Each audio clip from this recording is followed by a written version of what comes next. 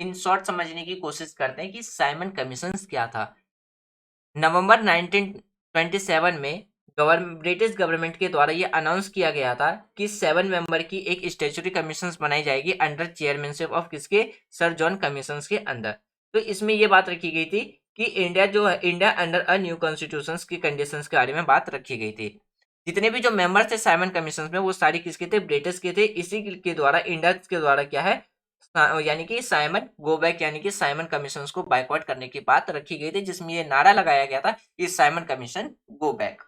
1930 में Simon commission ने अपनी रिपोर्ट पेश की और उसमें कुछ एडवाइस किए, यानी कि कुछ इसमें अपनी रिपोर्ट पेश करने के बाद क्या है, तो इसमें कहा गया है, कुछ सुझाव दिए गए कि जो अबोलिशन ऑफ डायरेक्ची है, extension of responsible government in province, establish of the federation of India, British India and princely state, continuation of a communal electoral, ये सजेस्ट किया गया था 1930 में साइमन कमीशन रिपोर्ट पेश करने के बाद।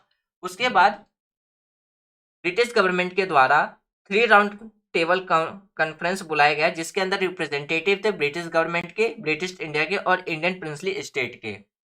इन चर्चाओं के आधार पर संवैधानिक सुधार पर श्वेत पत्र तैयार किए गए और ब्रिटिश संसद की संयुक्त चयन समिति के विचार के लिए क्या है, इसे प्रस्तुत किया गया था।